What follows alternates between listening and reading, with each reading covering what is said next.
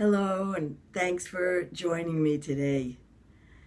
I want to lend my voice to the many voices that I heard today speaking up in Washington, D.C., and in Tallahassee, and around the capital of Atlanta, and many other places. There is trauma in the air, and it's really important for people to be able to identify the symptoms of post-traumatic stress. I said in the description PTSD, but PTSD is a disorder, and I'm not saying that everyone is disordered at this time. But we're all, well, in Yiddish, a little famished. We're not quite ourselves, and our brain is not quite itself either. And that's the important part, is trauma lives in a different part of the brain. It takes our mental faculties offline, our prefrontal cortex. When we think, we're thinking. We're using our gray matter, our cortex. And in order for that part of our brain to work, the other parts of our brain have to also be working. So one of the most important things that means is we have to feel safe. And right now, especially if you have any empathy, if you have been touched in any way, if you lost someone, if you've been involved in a shooting before, if you've got kids in school and you worry about them, if you are a kid in school and you worry about yourself, there's so many ways that you could be triggered. When you are empathetic, you also are resonating. The mirror neurons are going back and forth from other people. I talked last time about having your brain be regulated or dysregulated, and I said that by looking at somebody who is regulated, normally I am, and a person who is regulated can help other people through mirror neurons to move up in their brain structure, to clear their mind. But right now, I don't know if I trust my brain structure. I have not been myself, I have to say. And so what I'm going to do is tell on myself.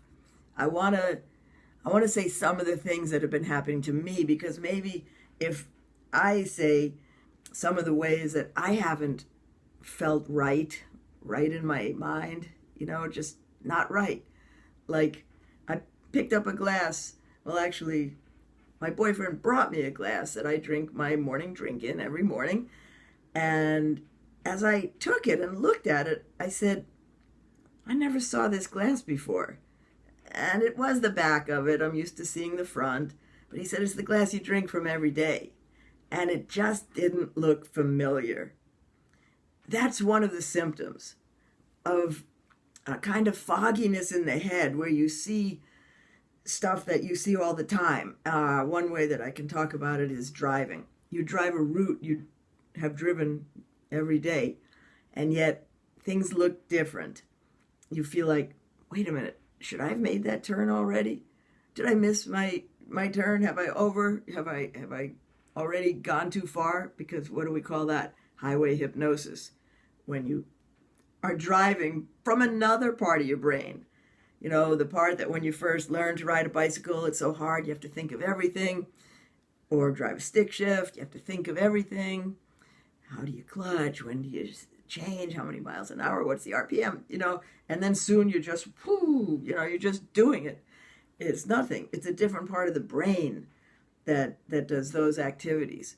So when our brain isn't right, we're not right. We don't act like ourselves. So okay, here's another thing that I did. Like let's call it a hairpin trigger. Is that what the word is? Hairpin trigger. I might have it a little screwy, but something like that. Where you just snap. Usually you can hold off and think rationally through things. But it's kind of like it's the last straw. I can't take it anymore. Well, I had one of those the other day with my boyfriend, and I want to talk about this because one time on my first live and second, I talked about something that he did. And I called it gaslighting. I said that he made me feel like I didn't really feel when it had to do with him breaking my new lipstick tube and breaking off the tip from it and then telling me it was okay. Okay, so I told on him. So this time I'm going to tell on me because I just did something that I'm not proud of and I don't have to share it, but I'm going to because that's who I am and that's what I do. And I feel like that is how people learn. I'm not proud of it, but it happened. So, okay, those things that you tell your partner all the time and they don't quite get you. They just keep doing it wrong. You tell them how you like something and they keep forgetting and they keep bringing it to you the wrong way. So he brought me home a meal, a little salad, pasta, and bread.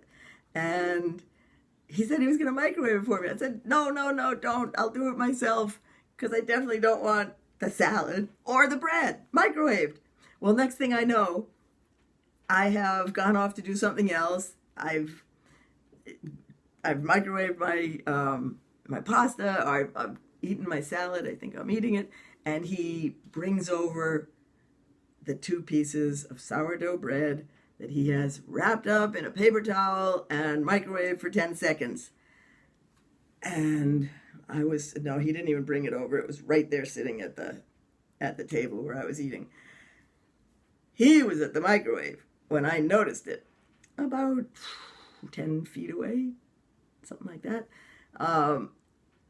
It was a last straw kind of thing for me. And if my brain was right, maybe I would have just been able to say, hey, I told you I didn't want to microwave. Now I can't eat it. It's ruined it, and maybe he would have gaslighted me again and told me, oh, it's not so bad, which he tried, it's only been 10 seconds.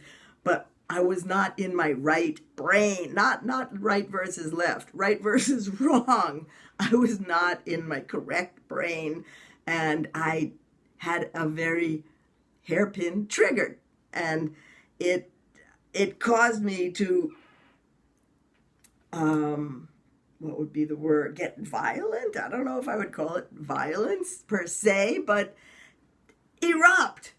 And I'm holding the soggy bread in my hand, and in my head it's going, I've told you 1,000,000 times I don't want my bread microwaved. And the next thing I know, and I swear this sounds like really ridiculous, the next thing I know, a piece of bread is in my hand and I'm throwing it. And then the other piece of bread is in my hand and I'm throwing that.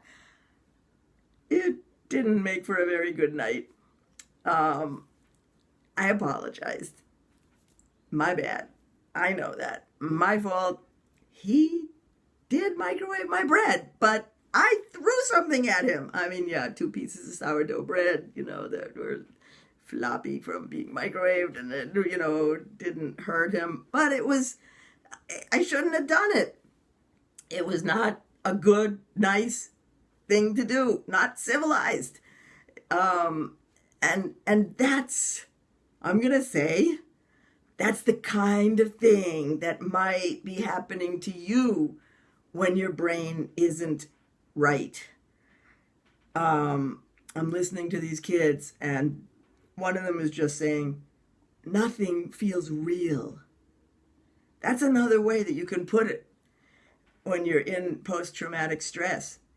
it's like a fugue state that you're walking through. Maybe like it's foggy or mucky, and you don't know if the ground is really underneath you as you're walking. You don't know how many steps you've taken. Someone's talking to you and you don't know what they just said. You were in the middle of a sentence and you don't know what you were just saying. There are things that happen in the brain and body.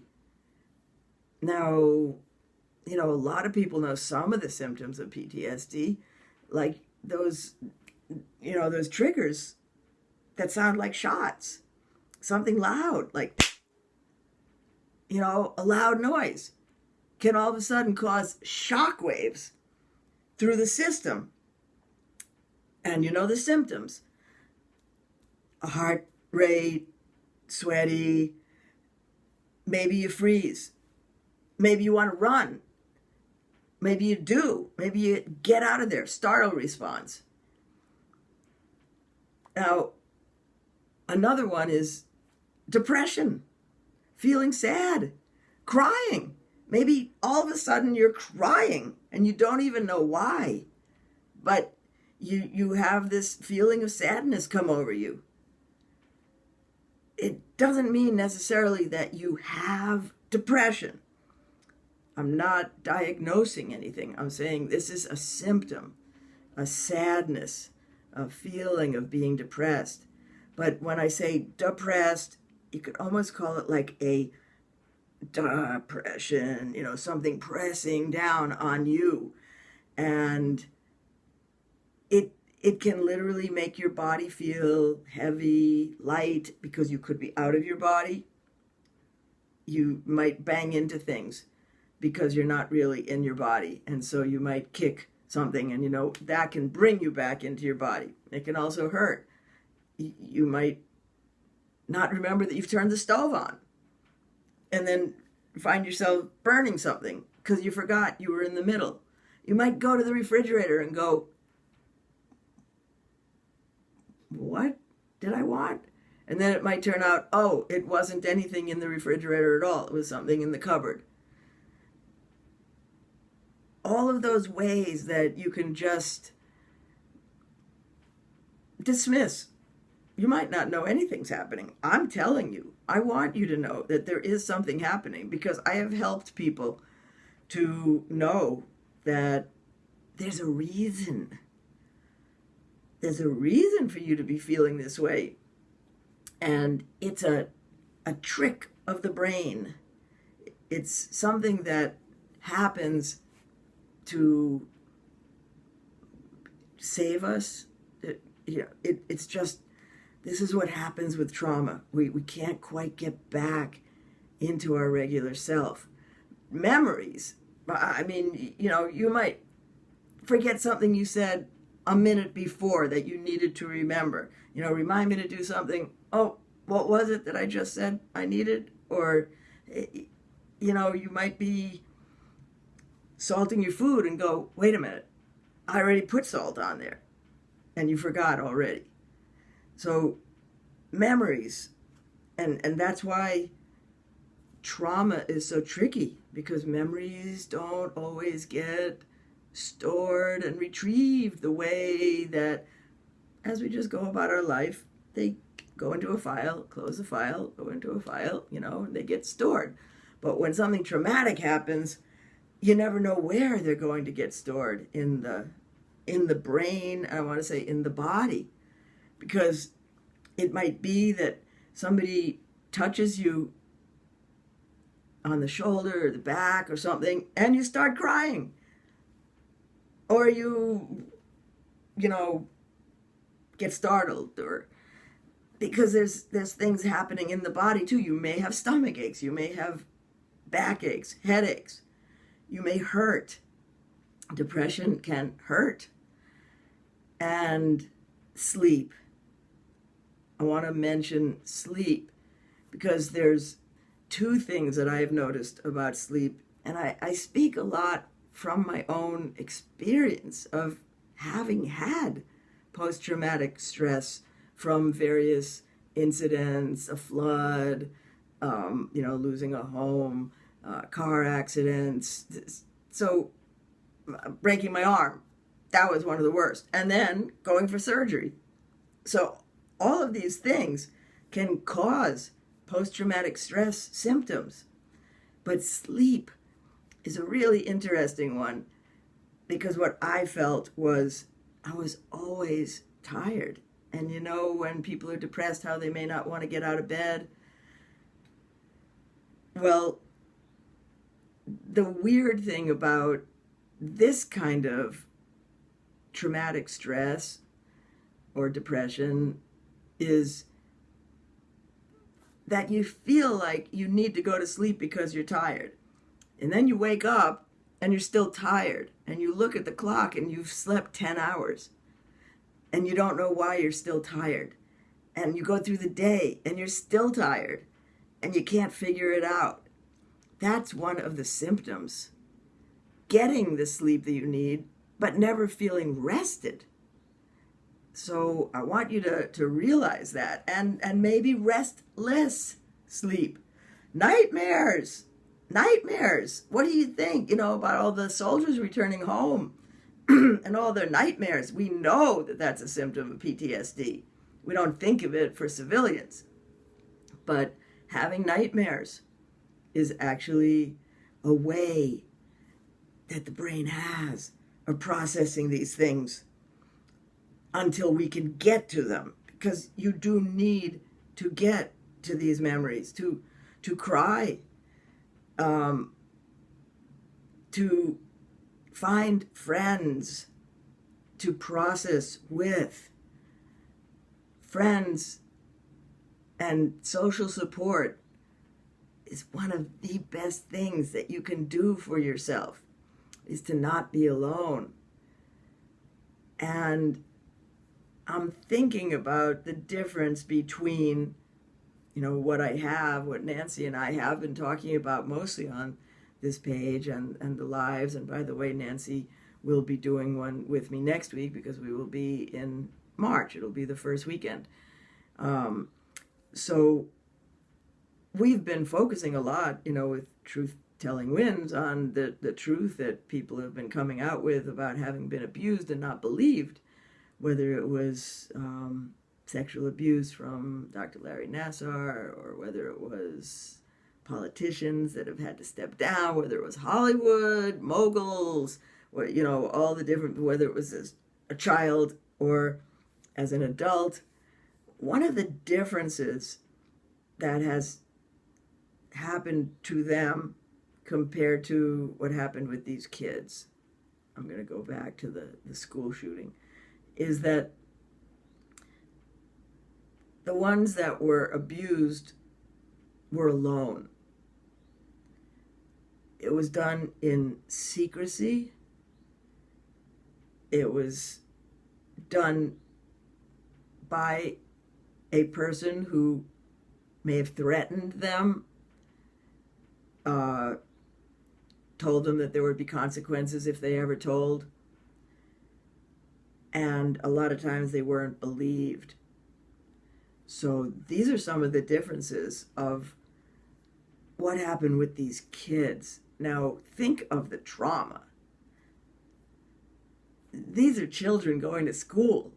They're in the middle of last period, I guess. School was just about getting out. They're getting ready to go home. It's another day like any other day. That day they had even had a fire drill. And he pulls the fire alarm. And they go, their brain is like, we just had a fire drill. But they know what to do. It becomes a signal reaction. You have the signal and you have been trained to react. So that's where the guy got a lot of people out in the halls, because they were reacting. They were ready for the drill.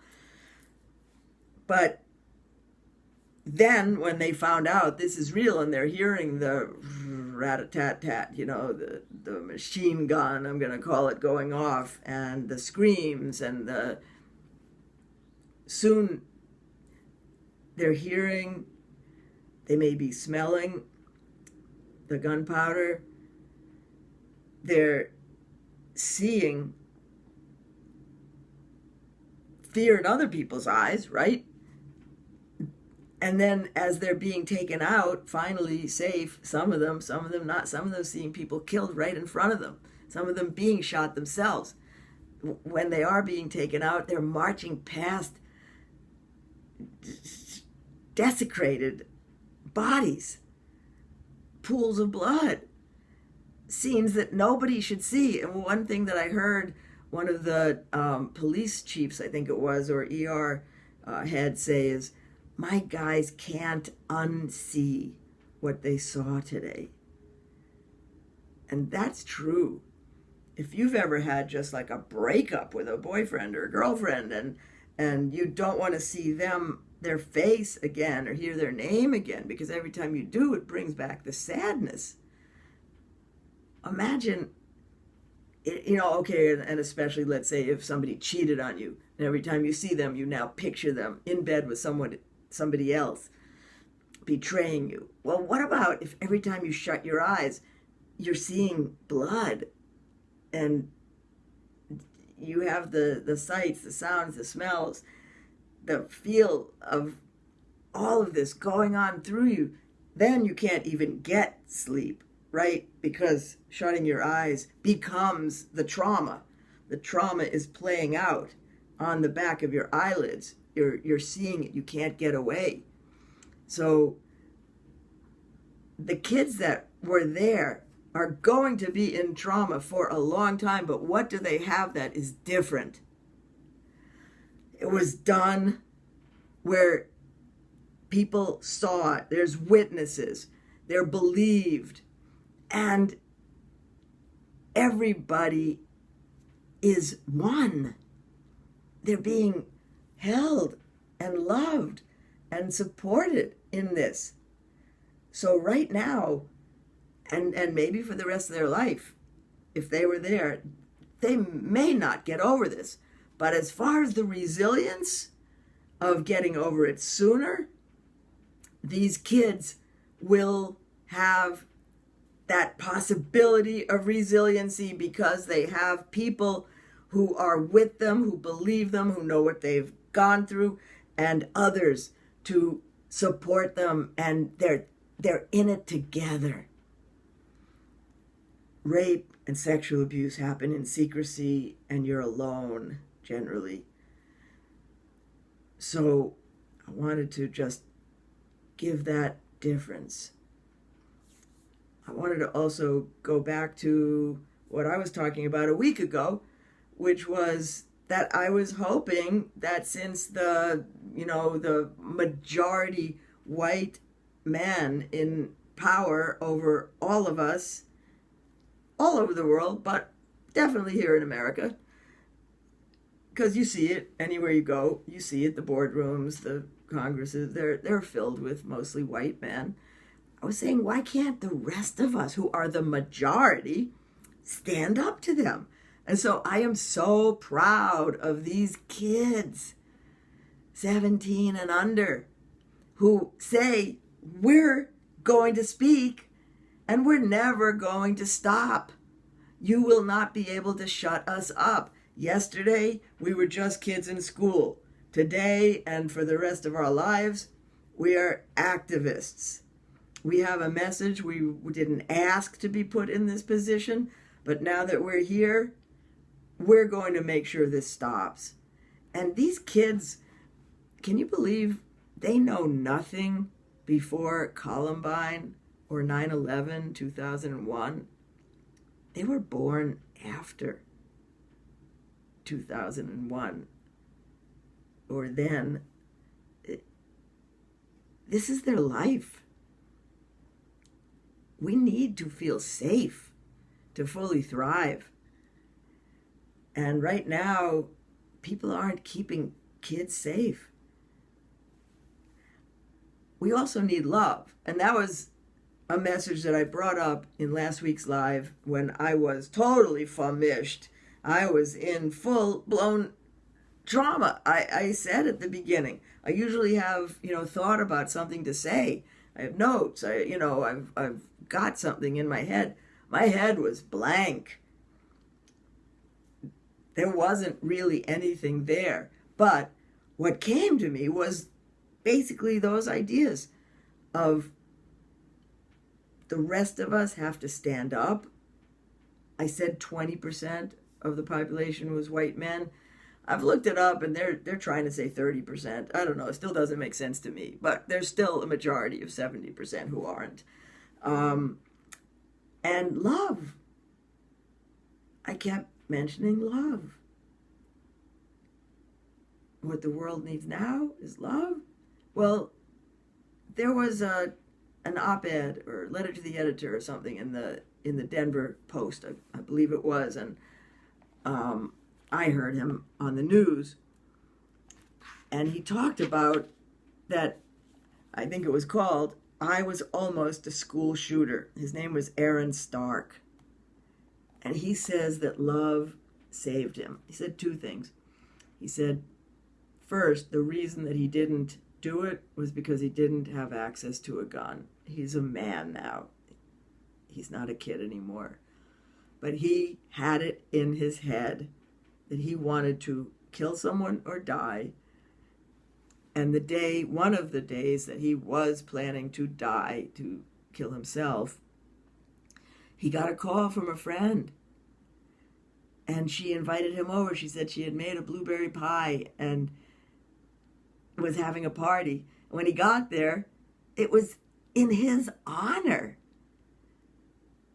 And the circle of friends shared a blueberry pie.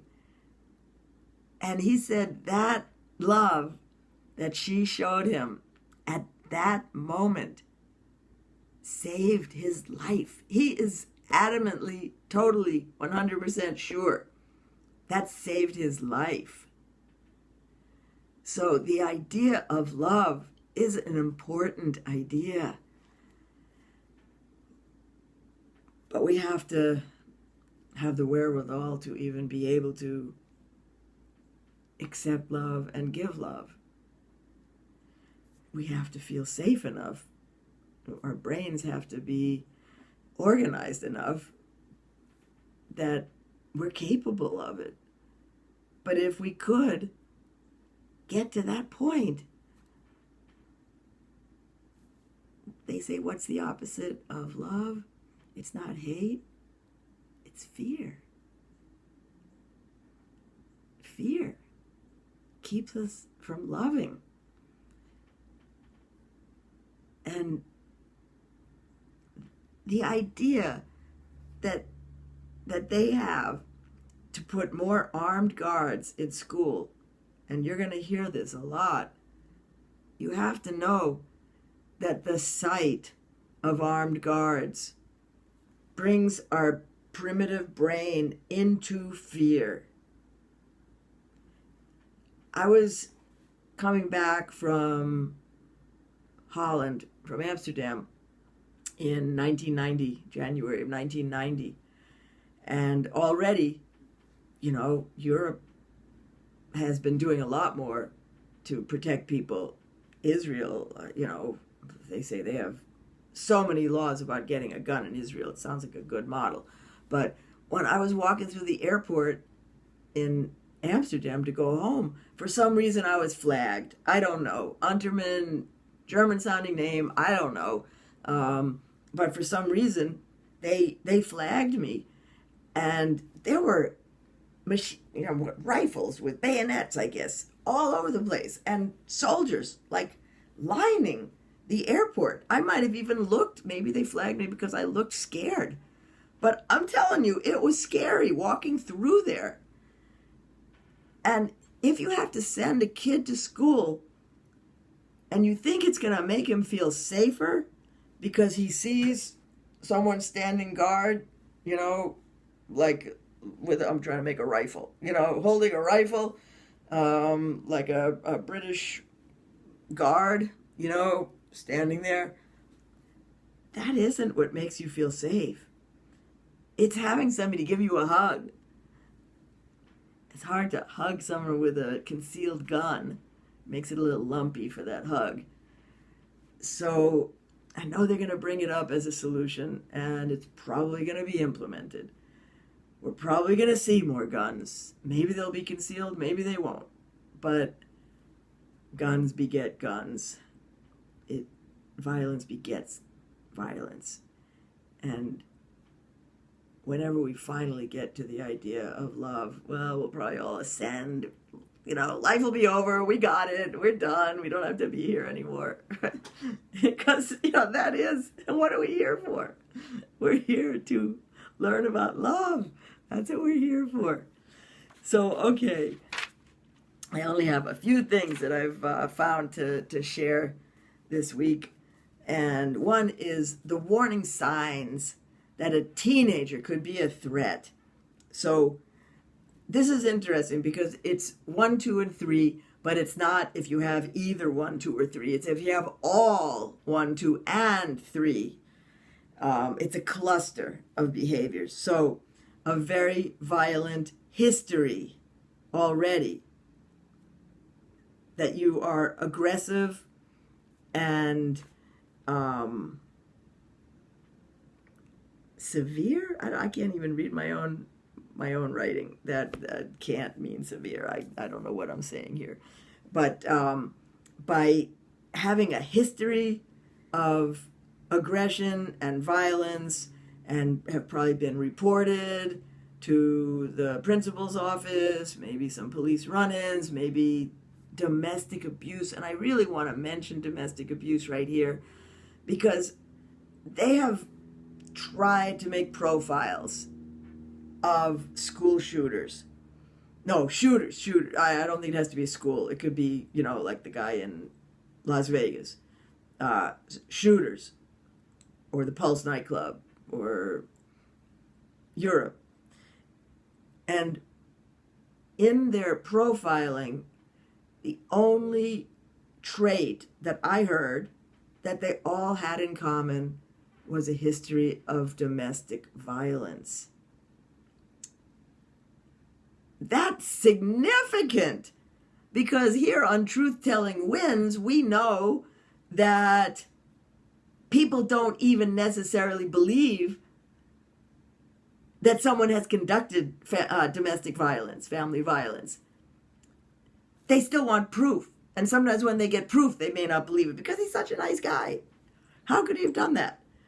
Well, I say we have to take that more seriously because if you have a bottom line, one thing that's at the bottom of everything, being cruel to your wife, your girlfriend, animals, children, domestic violence, history of domestic violence, that needs to be flagged. That is a signal. And what happens with cops? They say, oh, it's a domestic dispute a lot of times. Or they get the guy out, he comes back home. You have to file a police report. You have to get it on the record. Because to have that on the record is going to lead to other things. He will have that record. He or she, right? I threw the bread. I don't think I'm doing domestic violence, but my brain wasn't right. I don't think I make the list, but you know who would. You know if you've been hit or not. You know. We have to have that red flagged. That could lead to a school shooting or a mass shooting. I mean, that's huge. Okay, that's one. Threats to harm themselves or others. You have to take those seriously. And 3, a trauma history. Having been abused. So we are not giving a pass. We're not saying, oh, but he was so bullied in school. But we do know that the kids that are bullied in school sometimes go back to get revenge. They could go postal. Those postal workers were probably bullied. There is a good chance. So being bullied, losses, expulsion from schools or jobs, social isolation, lonely, like that guy that said I almost was a school shooter, or having no friends. Those are all things to look at when they say if you see something, say something. here are some signs. So let's remember again, it's a cluster of these things. So the trauma history of being bullied, having no friends, being the school cootie, something like that. Nobody liked you. You go home, you're all alone, you're plotting in your mind. But threats to harm yourself or others, add that to this cake, and a violent history already. All of that, we have a possible explosive personality. And these are teenagers I'm talking about. This was signs that a teen could be a threat. Okay, so this is not every shooter. This is teen shooters. Well, the bullying is still fresh. And we do have to watch for that. It's not nice to bully others. I found out that in Georgia, hate crimes don't exist except in my county. Cobb County does report hate crimes, but Douglas County doesn't, Spalding County doesn't, and I can't remember the other ones. I just saw, it was jaw-dropping. I just saw the report yesterday. They don't report it because they don't believe in them, because the state doesn't give a shit. Georgia is one of the states that has no hate crime law. And so the police don't want more red tape. And then they ask the ones in Cobb, how long does it take to call it a hate crime? Check a box. But you have to have the box to check. And because the state doesn't care, these other counties don't care. And so if they were bullied because of being of a different race, sexuality, religion, something, that's not going to be in there. And so that bullying that could have been from a cause doesn't get reported. So that's not going to go into the mix. So there is something that we can do. We can make, I think there's only 3 or 5 states that don't have hate crime laws, and Georgia is one of them. Thank you very much. I live here. Thank you, Cobb County, for reporting it anyway. Okay, let's see. This is something that's really exciting. The hashtag never again. These kids are not giving up. And so they've already got some dates that they're doing things. March 24th is the March for Our Lives. And that's, I guess, a march on Washington, and there probably will be one in every city. And March 20th is the anniversary of Columbine. The 20th? Could be the 20th anniversary. And so that's a national school walkout. So expect your child to be home from school most likely on that's April 20th. I think it's March 24th. Because what they said was, okay, you say it's too soon to talk about it, so we won't talk about it. We'll give you a month, and then we'll talk about it. So I'm pretty sure that is March 24th and April 20th. So remember those dates. Remember the hashtag never again. And let me see if there was anything else. Nope, I think that was basically it for my notes about this subject. So take care of yourself. Know the symptoms of post-traumatic stress. Don't let it go to the disorder. Take care of it in the next 3 to 6 months, because if you don't, you will have PTSD. Thank you very much. Do something. Deal with the trauma. It lives in you. The body is a closed system. We need to let it out. So do nice things for your brain. The best thing you can do is to play and to have social support. Do things that will keep you together. And I'm not talking just playing online. And I'll mention one other thing that I am freaked out about. Did anyone else, and I can't even remember where I saw this, it just is mind-boggling. I think it was on CBS this morning, a few days ago, and they showed, maybe it was Sunday morning that CBS did. They showed this gaming industry and this contest that they have for gamers where you can win like $1 million or something, and they fill stadiums, like 100,000 people watching these guys compete to be the best at the game that they play, you know, and they might make it an Olympic sport. And I am so scared.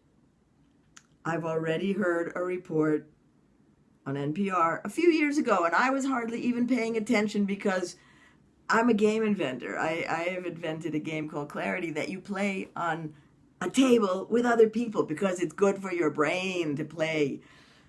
But I was listening when there was this report about women in the gaming industries and how they are not taken seriously. Game inventors, women who are game inventors. So I sat in my car, you know, you have those little driveway moments with NPR.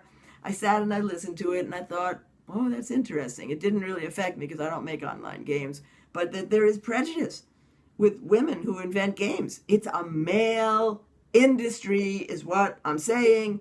And when I saw this stadium full of 100,000 people, I could not find a woman's face. This is scaring me because it's very male. It's very violent. Online games are showing, you know, killing, shooting, blowing up, robbing, stealing cars, you know, just like I can't believe what they do. And I wonder what it's doing to the brain, because you're seeing yourself shooting someone in a game, and how close does that make it to being able to pull a trigger and shoot someone? How much does that just objectify these people that you're making points by killing? And what is a world, a contest that only men join? What are we doing if we get all these guys on their own games, on their phones, their computers, with each other, and they create this world? Isn't it called World of Warfare? They're creating worlds that are very off balance. When I talk about balance, I mean between the masculine and the feminine. It's total masculine. If women play, they're on their masculine side. You know, I'm not saying women can't play. Women aren't really invited here. This is like a boys' club that I'm getting scared of. So I'll say it here first. I'm worried. I don't want it to be a sport at the Olympics and for people to get better and better and better at this, because it's isolating. Those aren't your friends when you see their names and their scores and you're playing against them and you're making friends all over the world. Ooh, isn't this fun? I got so many friends. This isn't the way the brain was wired for human beings, and it scares me. So that's how I'll end, because I don't want to forget to talk about that. I hope next week when Nancy and I get together and talk, now that it seems that they fixed the Facebook Lives that you can do with other people, that we'll have something different to talk about. I don't know what it's going to be, because these weeks, like one after another, is like, whee! It's just this ride of what is going to be next. And, you know, I mean, I was 3 hours before going on last week when this happened. So this is like a hold on to your seats kind of world right now. But I hope that you've enjoyed this. If you're watching now, if you're watching later, I appreciate your time. Thank you very much. Let's bring some sanity to the world. I would love to help you if you have a brain that's in trauma right now, because this is what I've been working on. And I can say that I can snap out of it and get resilient and apologize and, you know, but it's not perfect. You just want to go back to being resilient and to being you again. And I've learned how to do it. I've worked on my shit a lot. I have cried, I have screamed, and I can help you to get that stuff out, to heal it, and to have your magical child self to walk through the world with. So please let me know if you need help. I'm here. I'd love to talk to you. Thanks a lot.